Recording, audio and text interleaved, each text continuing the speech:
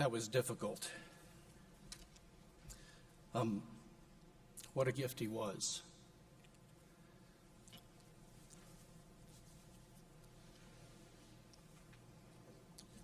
And like so many of you, my wife, Hope, and I,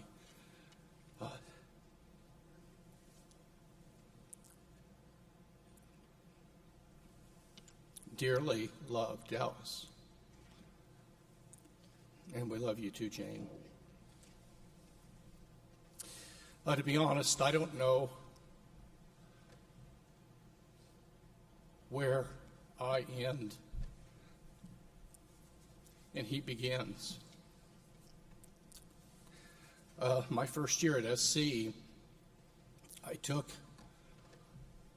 an independent study of metaphysics under Dallas.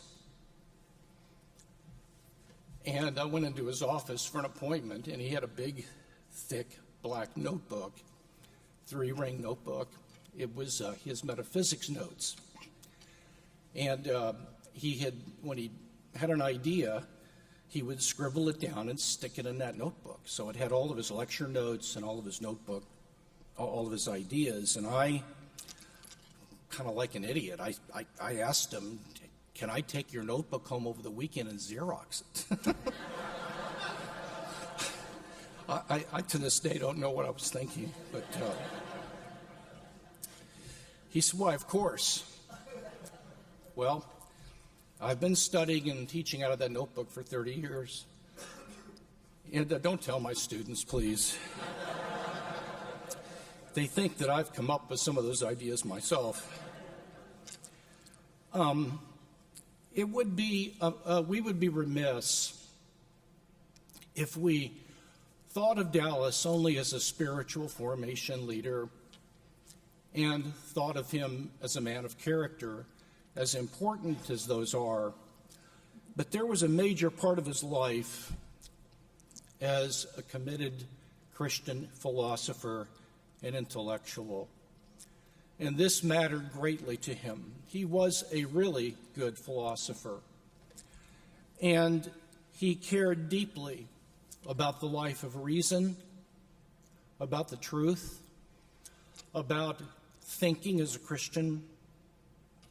And he just had different ways of thinking about things that nobody else thought of. Over the last 30 years, I've probably called him 2 or 3 times a year to ask a philosophical question. And I would have been doing research for 2 or 3 months on a topic. I knew the literature. Apparently, I would think he didn't because he wasn't studying what I was studying. And so I'd be down to some question that I couldn't see my way clear on, and I was just up against the wall. I'd call him and say, Dallas, can I ask you a philosophical question? And he'd say, well, of course. And so I'd give him the question, and I'd say, are you tracking on the question? And he would say, yes, I think so.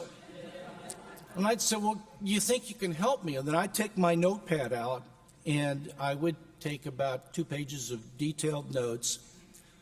And I kid you not, it was kind of like something that nobody thought of, and it solved the problem. And it proved to me that there is life on Mars, because this guy was not from around here, let me tell you. 5 months ago, before he went in for the Whipple procedure, the serious cancer surgery, Dallas didn't know if he was going to make it through the surgery.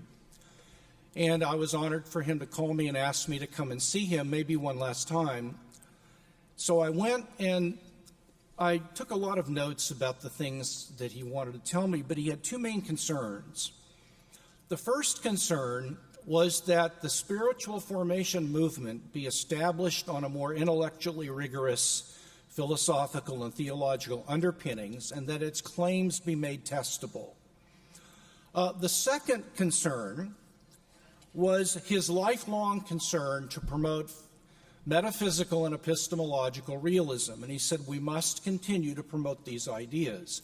Metaphysical realism, as he meant it, is just the idea that there's a real world out there independent of our theorizing about it. And epistemological realism, in his sense, meant that we have direct access to the world and can know it directly. Now, you might think these are common sense ideas, and that's in their favor, but they're not widely believed in the academy.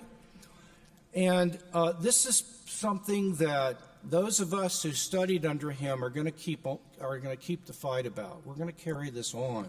I remember in 1982, I was in a doctoral seminar, and Dallas was insisting on this, that when we look at an object or think about it, we don't construct it, we don't make it up, or we don't do anything to it. Well, there was a doctoral student that didn't buy it.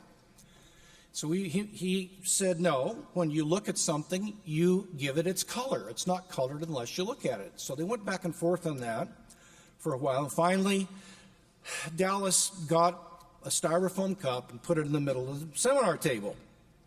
And he said, let's try an experiment. Why don't you turn around and stop looking at the cup, and the rest of us will see if it stays colored.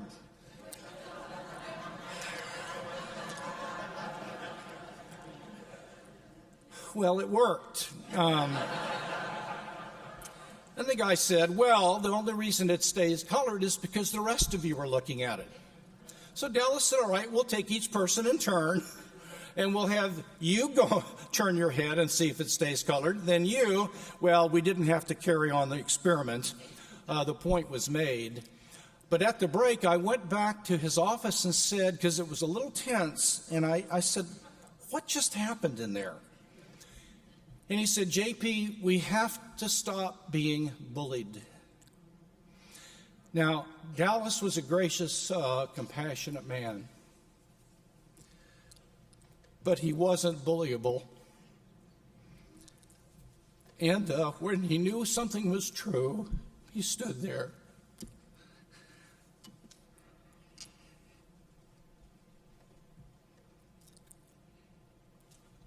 I want to be like that. I asked him at a conference in 1983 what his sense of calling was, and he said, I just want to be a light at USC, that's all. I just asked God to make me a light, and he was. I remember he would share his faith with students when it was appropriate. And I was in the philosophy library one day, and an undergraduate who had sat in on some graduate seminars named Joe came running up to me and said, excuse me, are you religious? And I said, well, to be honest, no, I'm really not. Now, I am a follower of Jesus of Nazareth, but I'm not particularly religious. So his eyes got as big as silver dollars, and he said, can I ask you a question? Well, sure, what is it? And he said, do you think Jesus can come up to you?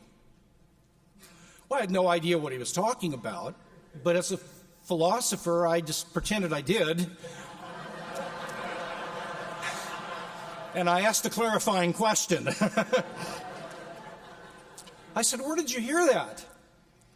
Well, he told me he had been in Dallas's office that morning. Dallas had led him to Christ. And it told him, now when you pray, Jesus will come up to you and will listen to you. And I thought to myself, hello, of course. Why didn't I think of that? Yes, I believe in that.